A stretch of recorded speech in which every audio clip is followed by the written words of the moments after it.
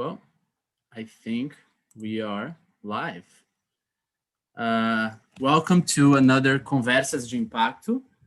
This time it's Impact Talks because we do have a guest and we're going to be speaking in English. And just to start us off, I'm here with Jessica, the head of Impact Management at Vox Capital. I'm Arthur from Vox Capital as well. And our guest is Mike McCrellis. He's the executive director of the Impact Frontiers Collaboration, an initiative within the Impact Management Project, the scope of it all. So actually, to start us off, I'd like to open with a quote that I extracted from you, Mike, for an article you wrote 3 years ago that provoked some following thoughts that are going to guide us in this conversation. So just to quote here, for many years, the field of impact investing played host to great debates that involve seemingly irreconcilable positions. Was it possible to achieve both market-raised financial returns and meaningful social impact? Could philanthropic funding coexist effectively with commercial investment? I believe these are questions that still remain in the field that we're going to address in our talk, but more specifically, the Impact Frontiers Collaboration, which you're the executive director, addresses in a deeper, way more diligent level that we're going to address right now. So Mike, welcome to Conversas de Impacto. We're very happy to have you here. And if you can please follow that thought and give us a brief on what is the IMP as a whole and that role of the Frontiers Collaboration within the scope.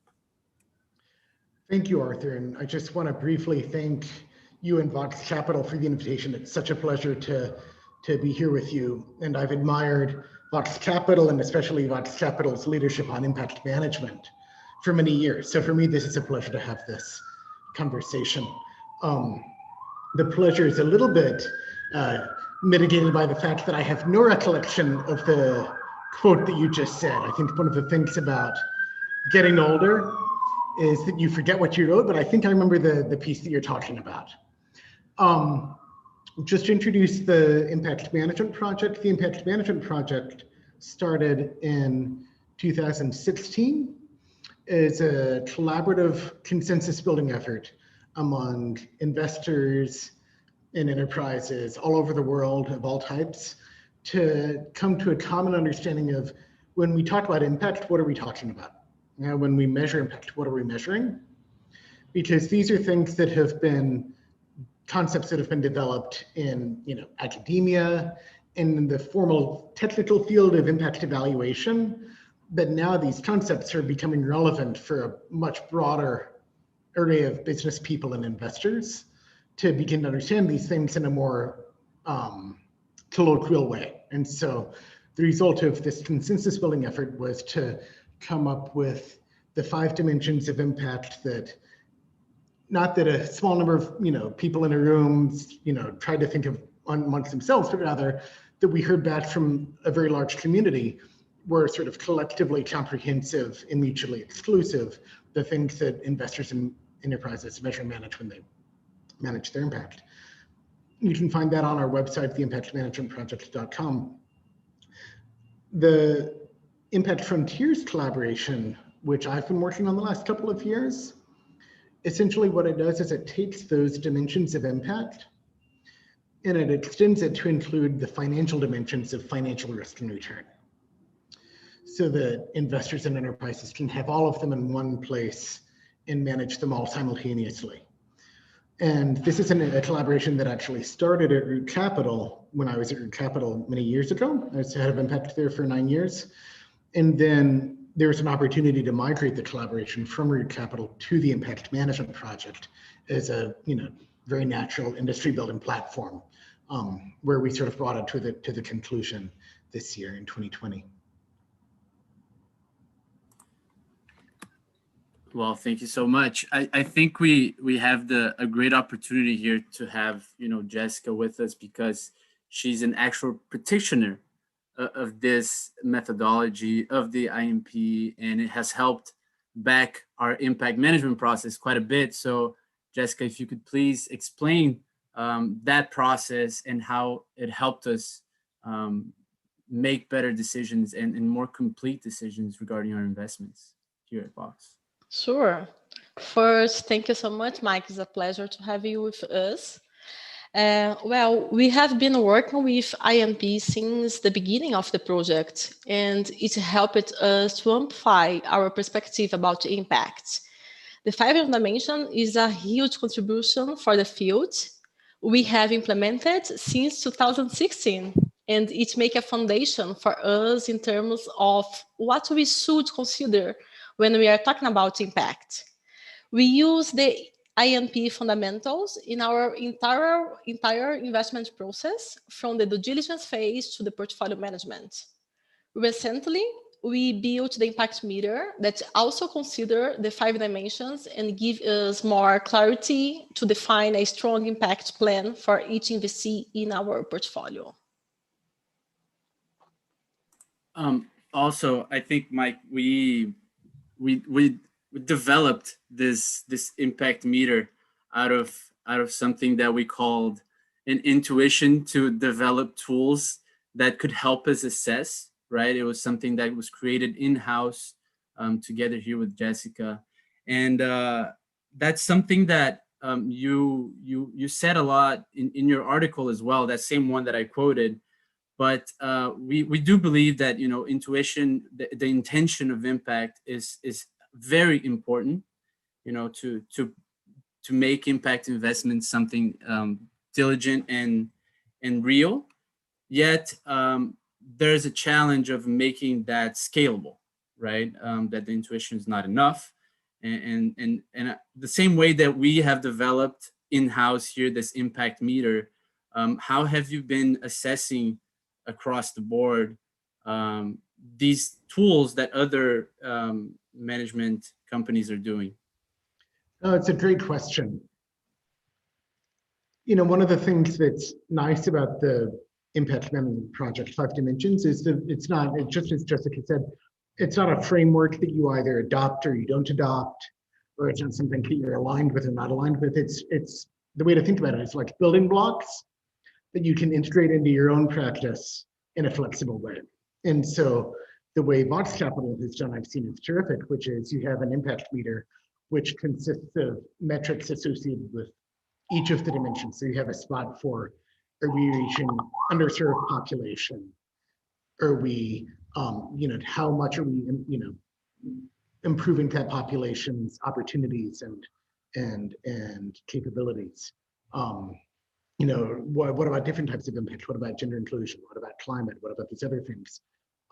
These are all things that intuitively many investors are trying to achieve, but when you're a very small team, it's something that intuition usually is actually sufficient.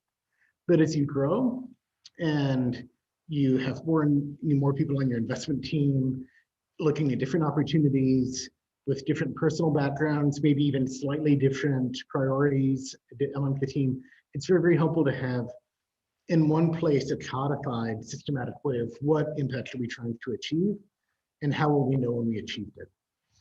And that's where a system like the one that Vox Capital has developed, I think, can be really, really helpful. But with that flexibility to, pick up the concepts and translate them into your own context and your own strategy and goals, rather than just having to copy and paste something that some other investor did. I think in terms of, you asked about what we're seeing elsewhere in the market. I think a lot of organizations and investors are developing, something similar to the impact meter or an impact rating, which takes many metrics of impact and combines them into a weighted average or weighted sum to sort of get to one number for the expected impact of an investment. Others calculate the dollar value or the monetary value of the impact that they expect from a loan. Others have sort of simpler, just impact targets in terms of reaching a certain number of people. I'll tell you that I personally gravitated to the impact metric, because the impact rating or the impact meter, because I found it hard to translate, to get that last step, to get everything into a dollar term or a monetary term. But it's a good balance between having things quantified and systematic without making too many false assumptions that you're not sure if they really hold true, if that makes sense. Sure, totally. I think also Jess could speak on some of the premises to generate that impact meter, so we can understand what is the difference of that to an impact rating and impact monetization. I feel like we're throwing out a bunch of terms here that not necessarily a bunch of people know about. So I feel like it would be cool if Jess could explain what the impact meter was and what the premises was for that, and necessarily we can go on and talk about impact rating and impact monetization. Perfect. I totally agree with Mike about the challenge of integrating impact, and we have many different ways to do that. We can think about the impact management, and for one of the way to integrate that and integrate the result is another completely different thing to do. Impact meter is looking at the impact management process and how we manage our portfolio our portfolio companies, and it's born in a belief that impact management must have the deep that the maturity of the business allows. So we have designed the impact meter to classify companies on the measurement accuracy level versus the business model maturity level. The accuracy of the impact can be translated as how much the company can improve the impact effects in the lives of the users. So impact meter has 4 levels based on the impact hypothesis, and as the business grows, we are also able to further measure the scope of the solution for user engagement until reaching the level of proving the transformation in people's lives. I can say in brief that impact meter at the impact meter, each company has an impact monitoring plan based on their location within the tool. Even early stage business may have an impact tracking plan, and even if just the theory of change is the very beginning step to do something. And at Vox, our entire portfolio is at least on level 3 in the impact meter. Since in the investment evaluation phase, we are ready to cover levels 1 and 2, for example. So in impact meter, we are not talking about the result of the impact properly. We are talking about how we can define a plan to monitor the growth of the company in the impact side and also in the business maturity side. Perfect. And Mike, I feel like that's quite different from what an impact rating is, right? Because as Jessica said, this is something that we use to manage the companies that are in our portfolio. And I guess the impact rating would have a totally different use for, right? Could you elaborate on that for us a little bit? Absolutely. What an impact rating, and the full term would be expected impact rating, because really this is a tool that an investor would apply when they're considering which investments to make or which loans to make, to understand not only which are the investments or the loans that pass the minimum threshold for impact, but of the ones that pass that threshold, which are the highest impact. So to distinguish between different levels of high impact. So that to the extent possible, the investor can prioritize those transactions that have the highest impact and move those to the front of the line. Now, the reason to do it that way is because, you know, we want it to be useful for decision making, and especially for the decision of which investments should we make. Therefore, it has to be available before you make the decision. Therefore, it has to be the expected impact rating. And that's why we call it expected impact rating, not the actual observed realized impact rating. And the very important thing is that at some point you do what Vox Capital is doing, and you monitor and manage the impact, and also look afterwards to see, was the impact realized, so that you can check, was my expected impact rating accurate? Am I making decisions in a well-informed way? Or based on what I'm seeing, do we need to go back and refine the expectation setting process, refine the rating. So it's really meant as a decision tool that can help investors construct a portfolio considering all of those dimensions of impact, as well as the risk and return, if that makes sense. Yeah, we have an experience at Vox trying to have an impact rating in our credit vehicle. At Vox, we have two main investment strategies. The first one is based on equity that focus on the venture capital model, and the second one is a credit vehicle.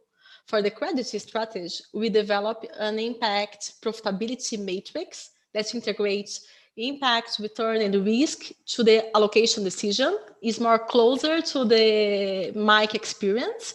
And with that, we can analyze which loans create more or less impact, for example, or which make more or less money.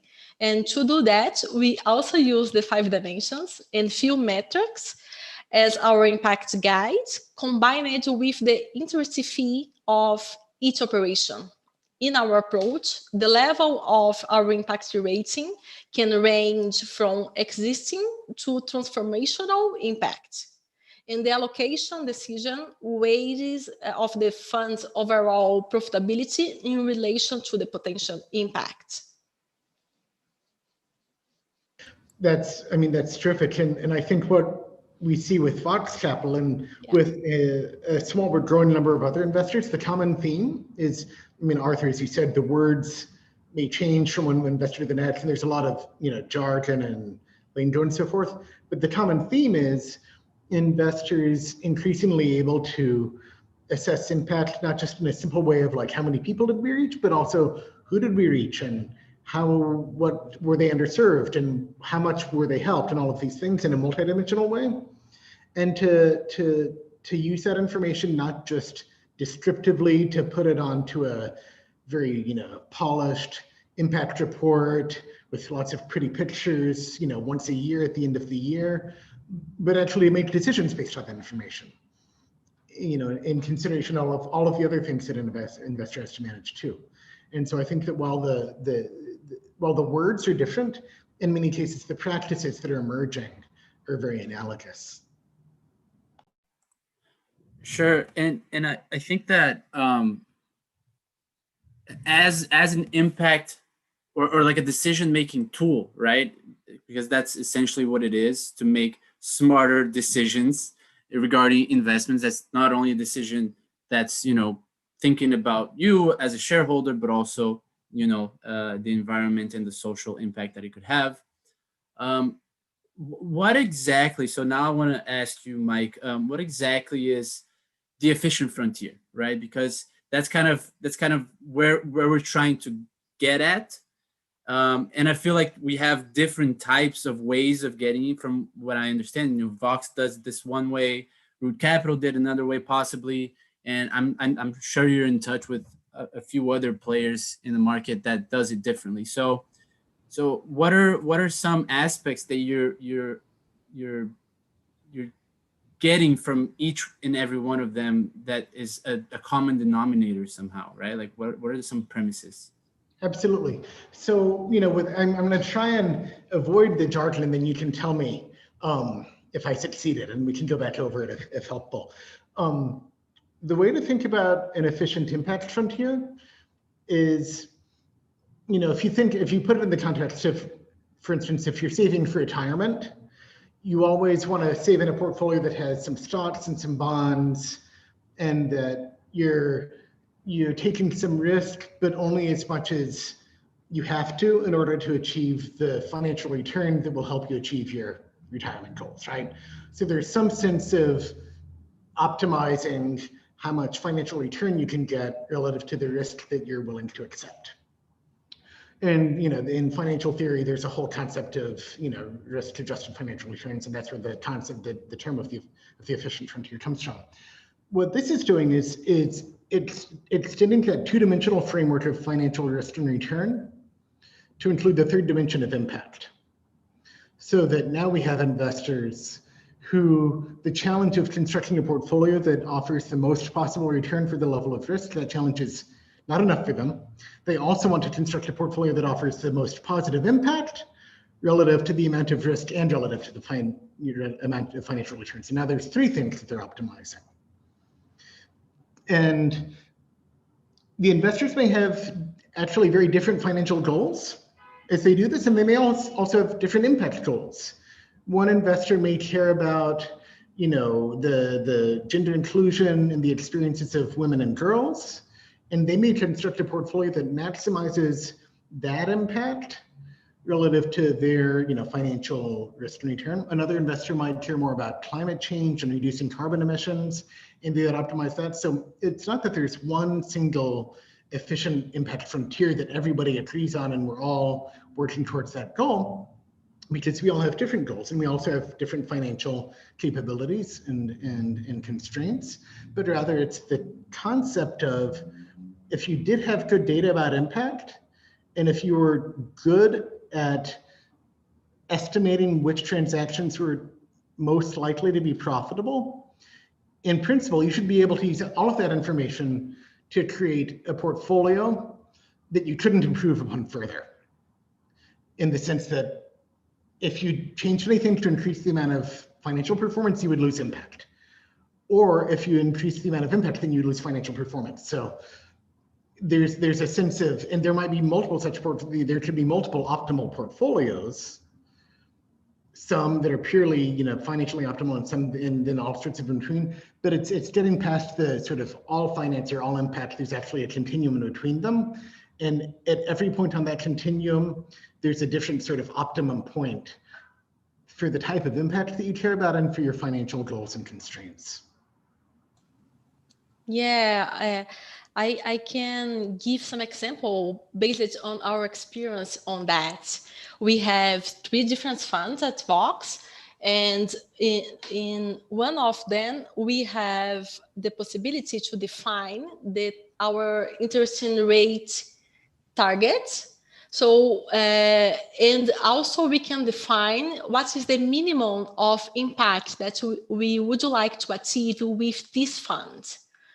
What is our basic point to do that? So taking this vehicle as example, we use the impact profitability matrix to define the risk that we are willing to take. And we know that a balanced portfolio allows us to take more risk in initiative with more potential of transformation, for example. So we define the minimal, and we can work with different companies in this perspective. For example, the Crédito Popular is one fintech invested by these funds that offer productive microcredit with financial guidance to micro entrepreneurs. Most of them are refugees and are working the popular markets in São Paulo, for example. They have no guarantees for their income. So it's a high risk in the portfolio. But we know that this company have a very deep impact because the clients of them is very underserved for financial services. And in the other hand, we have Empresta Capital, another fintech, but their risk portfolio is more viable for the funds. So their loans is offered to micro entrepreneurs that are providing service for residentials and have more guarantee of their income. So we can have this kind of funds because we balance different companies with different risk profile, different returns, and also different impact. Of course, this matrix change all the time. Is a live tool because the context of the economy or the things change the risk, change the return perspectives. So we are all the time to seeing the charts of this matrix and trying to understand in a portfolio perspective, not only for one investment.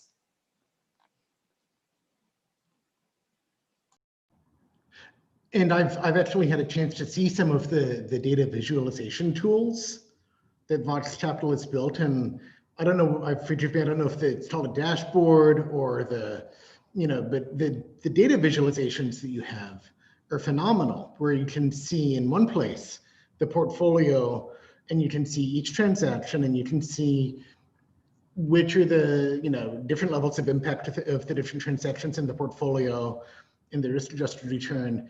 And you can see the different role in the portfolio that each transaction plays.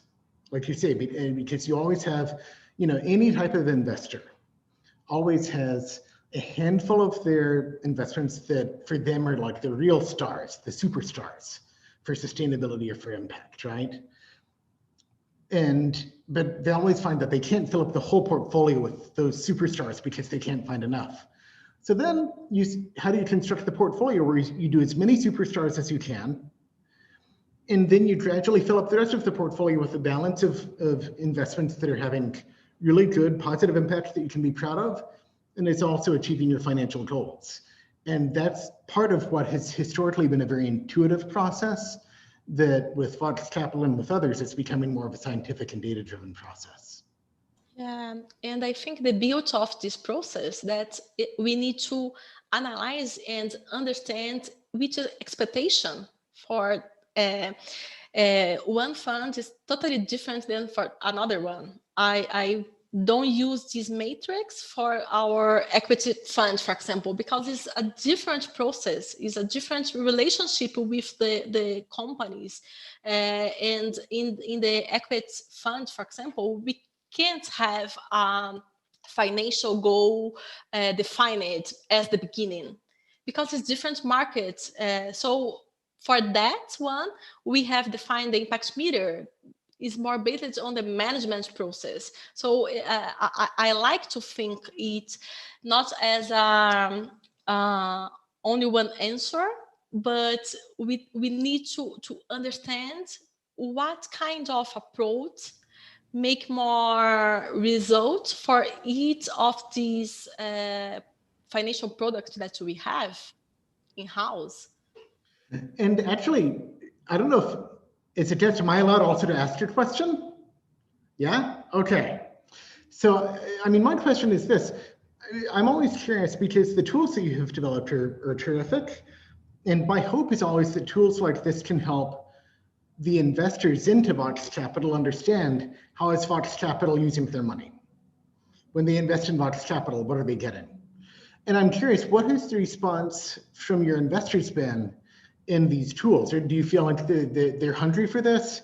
Or do you feel like for them it's too much, too complicated, and they sort of just want the videos? Like, I'm curious, what is the response? It's a very great question. I think is one of the challenge of impact management is to make it more clear for people that are not experts in this approach. So to talk with you, that is one very expert, you can understand why it's different for each kind of fund, but how we can make it clear for the investor. So Arthur has the mission at Vox trying to translate it in a way that normal people can understand. And I believe that the transparency is the base of these things.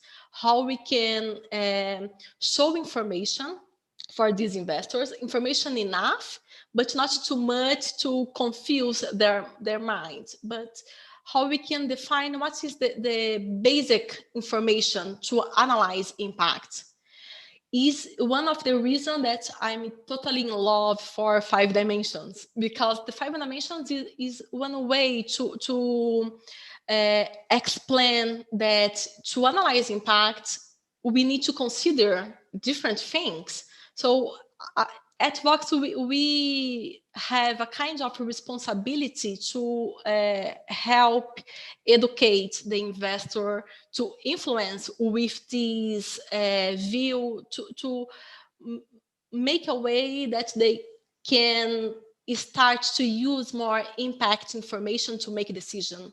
So far, in our experience, we are trying to translate it's in a way that for them is information enough to compare Vox and other other investors, other place, and to have it as a basic role of in the ecosystem. I mean, that's Just so. to, Oh, please go ahead. I'm sorry, but just to complete, because Jessica threw me under the bus here, but the thing about impact management process in this whole like efficient frontier, right, is because, and that's the reason why I started asking by intuition, because in the end of the day, if you're like a normal traditional investor, we can use intuitions that you already have when you look at an investment to translate impact management process, right, or impact rating, or all of those things. But the thing that I admire the most is the efficient frontier. In a way, it kind of sets the tone for you to diversify on impact, right? Like, you're not only diversifying on the potential of return based on the risk, but you're also diversifying on impact, which helps you not only to choose the best investments, but also to make the best bet on terms of what that impact can generate, right? So I feel like these tools are ever evolving, and once we get to a point where we can not only show that diversification in a way, but also we're not, we have to show them, but in a way also we need benchmarks, and that's where the challenge is, right? Because if we don't have benchmarks, because everyone's kind of doing it differently, as much as that is needed, right? Because each product deserves a way to treat it. It is very hard for you to then use your intuition to decide on investments, right? Based on those tools. So I think that's where the challenge lies, than to just answer your question, right? Because we do think that our investors, they still have, there's a learning curve that's very big. Like, even for me, I still don't know everything. Like, it's just very difficult to get a grasp of it and show it in simple terms. Well, it's funny when I do some webinars and things, and often we do these polls, and I ask in the poll question for the audience, like, what level of impact management are you? Like, very beginning, novice, intermediate, advanced. And I've never seen anybody describe themselves as advanced in impact management. Everybody feels very insecure that, like, they're only at most maybe medium, even the people that I think would be experts, right? But it's to your point, Arthur, that there is quite a learning curve.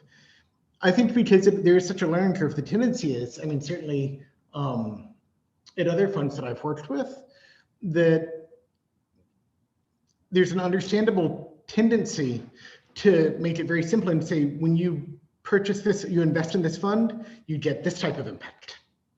And all of the investments in the fund are this type of impact, and they're all equally that type of impact. But in fact, what you're seeing with Vox's tools is that you're not just getting one type of impact, you're getting many types of impact all at the same time, because you're getting impact on livelihoods, you're getting impact on climate, you're getting impact on opportunity, you're getting many different things, all related, but somewhat distinct.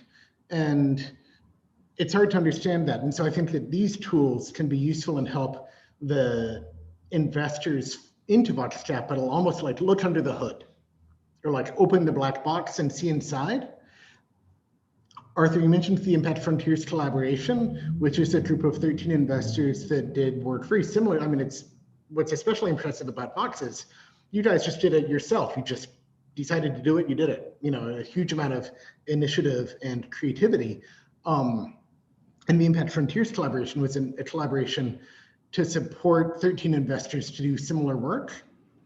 And I always hoped that once they finished, that the outside markets would be able to look inside their portfolios and see, and use that information to direct the capital to the highest impact investments. But what I realized is, just like Jessica said, the asset owners, the outside investors, they don't even know that it's possible yet. So there's such an, like, they have to first learn that it's even possible to look inside the portfolio in that way and see what's inside. And then they have to practice the skills, and then you have to practice having the conversation to make sure that you understand each other. So in truth, I think it's still a number of years until we have the data that's necessary to really channel capital to the highest impact investments. And then even when we have the data, we have to practice having the conversation to be able to communicate with each other effectively. But I still hope that it's possible. Yeah. I see most of the people asking all the time, we need a benchmark. We need just one benchmark. And my question is, why? What is the benefit? So I think it's part of this process to try to understand what is the reason behind the things. I can have a benchmark when we are talking about sector, for example. It's pretty better to compare banana with banana is not banana with apple. So, and I feel that is our responsibility to try and explain this thing. And okay, is only one benchmark can be great, but what is the real results to have that? We lost a kind of deep information when we have all the things standardized, for example. So I think we are in the beginning of the market. Is too new to have all the answers yet. We are building this path, and it's part of this curve to educate and to have an open conversation, to understand what is really important to make decision and to take care and don't take the easy solutions for complex problems, for complex things. So how we can have that, I think, is with this kind of open conversation, to put the asset owner in the conversation, and to put also the entrepreneur with the conversation, and trying to build the bridge of different stakeholders, and understand what is the main important in this relationship in this kind of business. Yeah. I actually want to take this segue and address the elephant in the room, because one of the things that a lot of people are seeking for is like a number, right? Like a final one impact number that you can just say, like, this is positive impact, like, right, like 90 out of 100, and that's just very hard to do. I mean, I'm not going to say it's impossible, but I assume it's very hard to do. And then my question to you, I want to get your take on this, Mike, because there's very different ways of looking at impact monetization, which is, just for everyone that's listening to us, is the attribution of a monetary value to an impact result. I think that's a way to put it. I guess you can explain it better. And I also want to get your take on like, the ups and downs and the pros and cons of adopting that kind of methodology to measure impact. I think you're on mute. There we go. There you go. Yeah, I mean, I actually would go back to Jessica's comment on benchmarks. I mean, it's useful to have a benchmark, but only if the data is good and if it's comparable, right? And I think the same is true with the approaches that you mentioned, Arthur. The monetization, I think, can make a lot of sense if the data is good, if you don't have to make too many guesses and too many assumptions along the way, if you feel like you've actually been able to hear from the perspective of the people who are experiencing the impact, how important is the impact to them? Like, what is the dollar value to them of this impact? not what is the dollar value to me, the investor sitting in the US. I mean, I think it can be useful. In my previous job, I was in Root Capital, which is a nonprofit investment fund that lends money to smallholder farm families and communities, cooperatives, and businesses in Africa and Latin America. And in that context, it was very hard to get to that dollar value. And actually, I tried many times, you know, in my first year on the job, oh, we should really try to just figure out what is the economic benefit to the community, and then we'll have our number, and then we'll know, and then we'll optimize. So, and I just never got the data that would be necessary to have that number. And so I didn't want to pretend, because I knew that I didn't have the data, I didn't want to pretend that I did. I want to recognize these are the things that we know, these are the things that we wish we know, but we don't know. And we have to optimize on the things that we know without pretending that we're more expert than we are, or that we know more about people's lives than we know. And then communicate transparently how do we make decisions, and how are we trying to improve our impact year over year.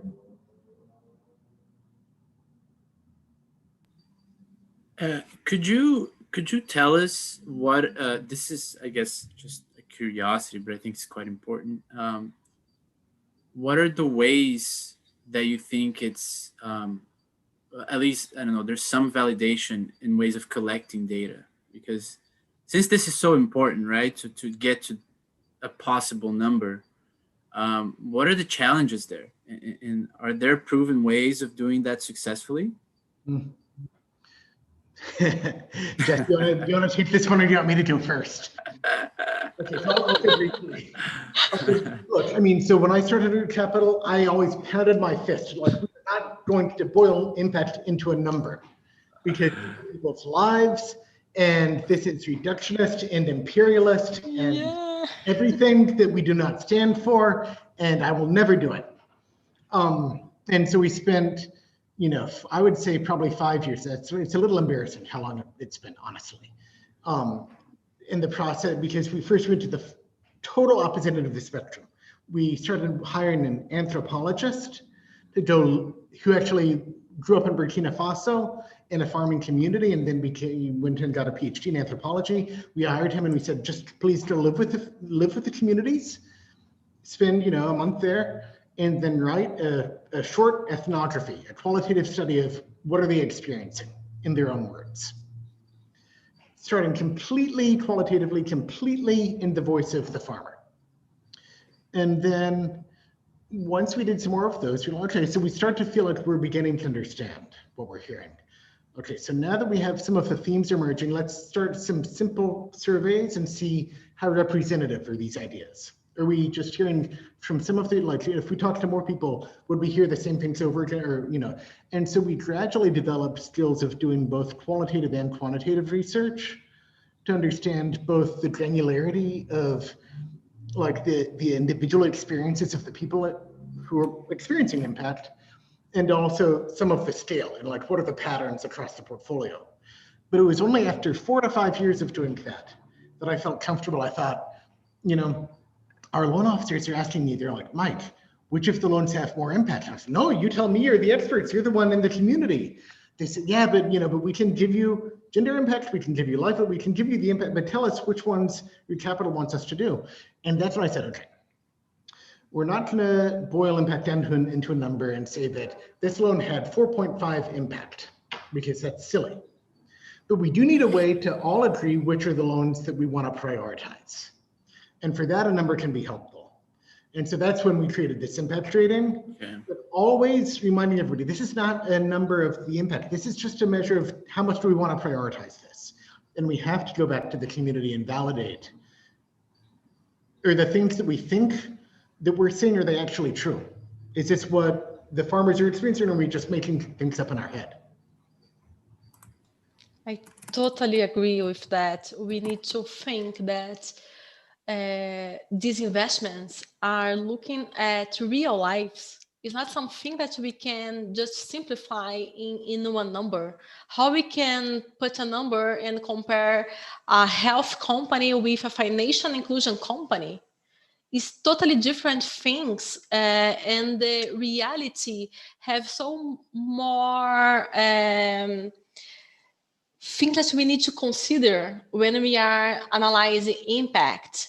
So I agree that a kind of prioritizing can be useful for our allocation decision, but we need to put what is the reason to have that.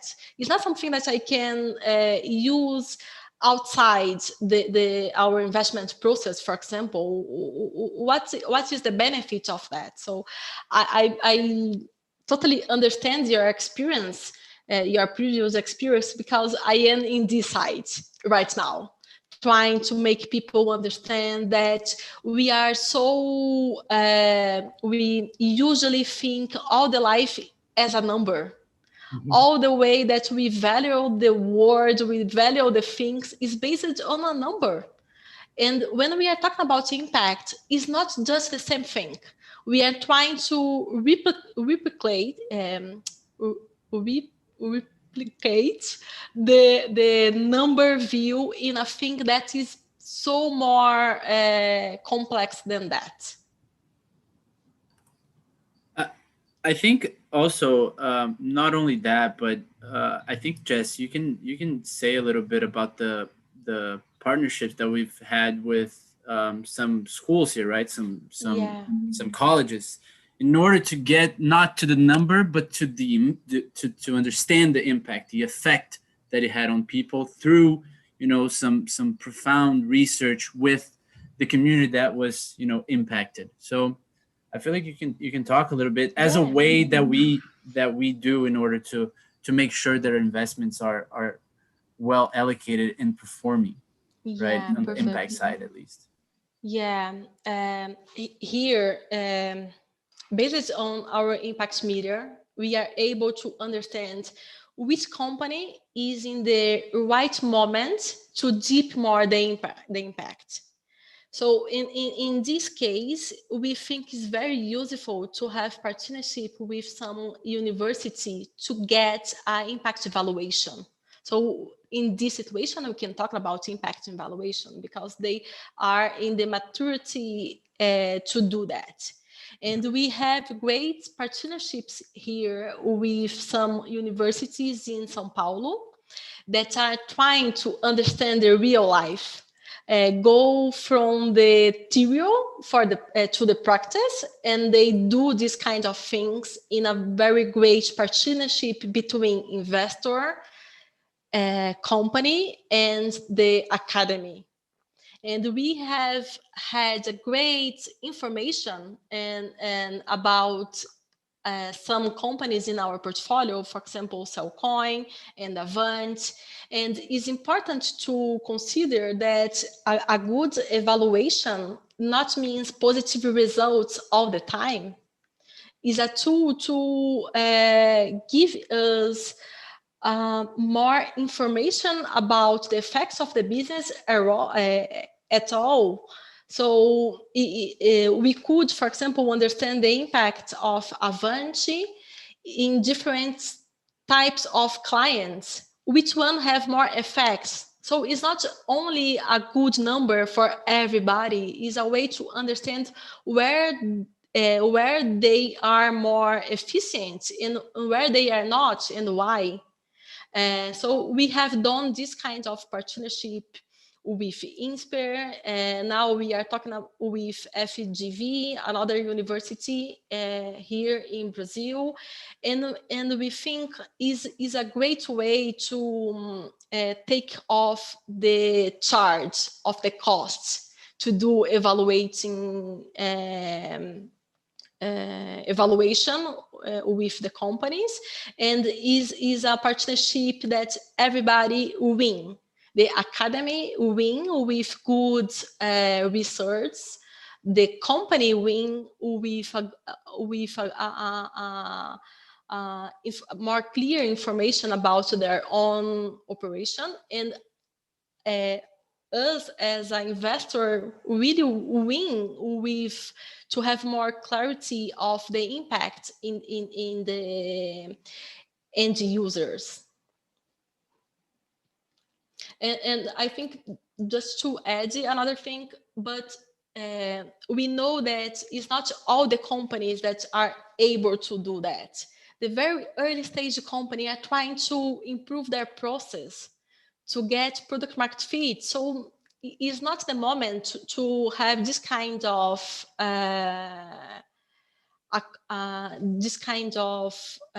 partnership with them. So for this one, I prefer to understand how I can support them to improve their process, to improve and get scale, for example. Mike, are there any other initiatives that you've seen with other managers to measure not as I guess the practices that mitigate negative impact, but to measure the effect that the products or services had on people? You're on mute. I'm on mute again, man. Well, it's a great question. I really agree with what Jessica said, which is that although it's important to do evaluation, you can't do an evaluation with every company every year. Yeah. There's always a time, a right time and a place. And there's also a way to make the evaluation useful to the company, like you said, and not just extracting information for us. So I think that's exactly right.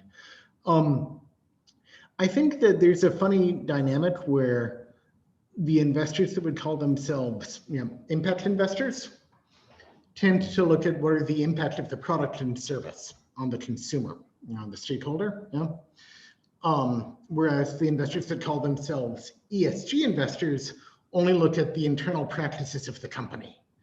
And is the company like, how is it disposing of its waste? And is it paying minimum wage? Is it have child labor? And the funny thing is, the ESG investors and the impact investors don't actually talk to each other very much. And so the impact investors often don't have very sophisticated ways of thinking about the company's internal operations and practices. And the ESG investors in their entire lives have never thought about what is the impact of the product or service. So, you'd have the ESG investor would give a very high ESG score to Philip Morris, which is selling cigarettes, which you think what you want about cigarettes, it's probably not a very high positive impact on health. And so I think there's a real opportunity to break down the wall between these two communities to help learn from each other.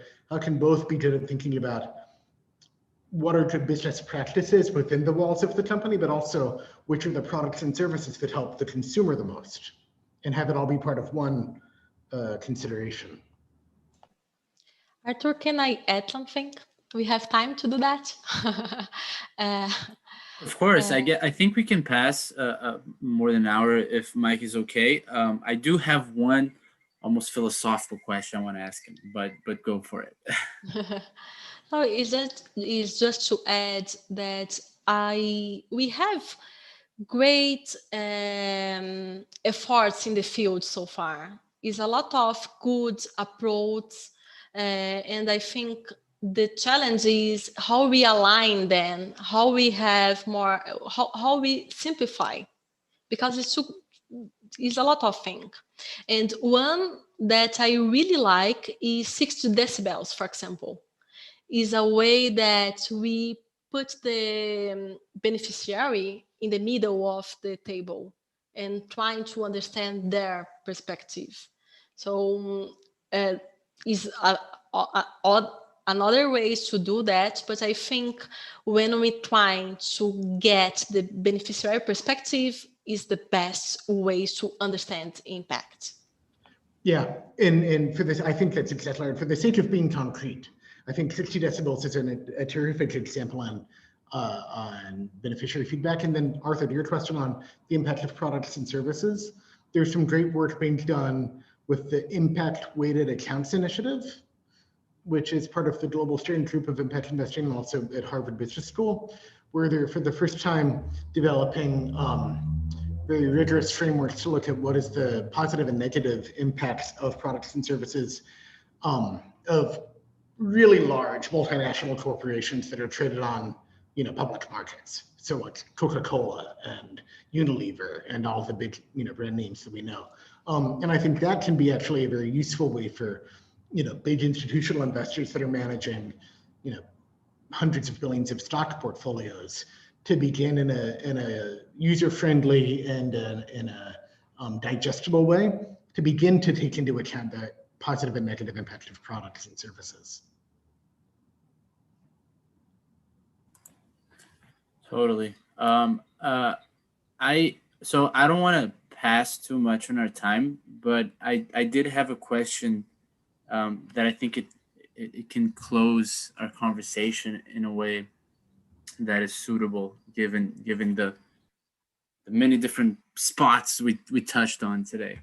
But it's about an investment's goal, right? I feel like today, or at least up till now, or the least recent years, an investment had a very specific goal, right? Which is to seek the greatest return, risk-adjusted return, and the impact brings this new complexity, right? And there's almost like a double complexity when you bring the dimension of impact, because you could see impact as a risk, right? As ESG methodologies do, or you could look at impact as value added, right? Like the positive impact that you can generate through products and services. And then I feel like there's two ways we can go given that new complexity, right? We can, go to an impact adjusted financial return, because then we're just substituting impact with risk because we see it as something negative. And that's where I think impact monetization plays in and whatnot. Or we can, perhaps, this is a thought, of reaching a goal of return adjusted impact, right? Where we eliminate the number as the ultimate goal, which we were talking about, and possibly have a new metric for an investment's true north, or like a goal that we're trying to do with this investment. So I just want to get your perspective on these two different paths that we can take once we add this different dimension, or please bring me light if you have a third path for us. Jessica, I don't see you going off mute, so I guess I'm going to go. Look, I think it's such an interesting question. It's a terrific question to close on. I think, first to think about value to whom. Is it profitable? Is it positive impact on the consumer, on the stakeholder and the employee, or is it more profitable to the investor, right? So you first have to think through that. And then you have to think through, well, maybe the world is such that anything the company does or anything the investor does that improves their impact will also make the investment more profitable. That would be lovely. Yeah. May not be true. Or it could be true that anything the investor does or the company does to increase impact will make it less profitable. That'd be terrible. But probably the world is not so simple. Probably there's cases of each. Yeah. And the only way to tell which is which is if you actually had the data and you checked. And so my sort of approach would be to treat these things not as philosophical questions, or sometimes you hear people talking like, I believe that, but it isn't a matter of faith. It's a matter of checking the data. And then be clear about what are your goals and what are the goals of the people, the enterprise and the community, and can you use data to construct transactions and construct portfolios that mutually achieve those goals. But I think that there's so much that remains to be learned about how to do that, because right now we have so little data that we're still, we've talked about like honestly, we're mostly in the land of intuition. But I think as we get more data, that can become the path from art to science in that way. Totally agree. Let's invest in data, and to have data to make a decision is the final answer for me on that. We need to make decisions based on something and real things. And in this phase, we need to go out the empty assumptions to things that prove at least the basic of hypothesis of this impact. Mike, thank you so much to be with us. Was very great conversation for me. It's a pleasure. I admire a lot the IMP work, and I hope we can do more and more things together. Jessica, the pleasure is entirely mine. I have never appeared on YouTube simulcast to my knowledge, so this is a big new day for me in my professional development.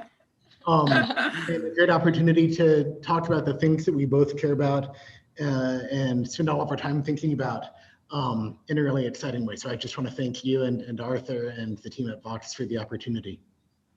Thank you so much. Yeah, thanks so much, Mike. I really do appreciate it, your time and all your thoughtful answers as well. I do think that once we do get the data, we'll be able to get that frontier out of the paper and really find the optimal solution. It's not a question of either or, right? It's an and. So let's close on that and live in a collaborative world rather than a competitive one. A hopeful that we need. Exactly. Thanks so much, guys. I really do appreciate it. And this is another Conversas de Impacto. You can find on our YouTube channel and later on our Spotify as well. So this is going to be put up in our Spotify. So thanks so much, Mike, and Jess too. Great. Thank you. Bye-bye.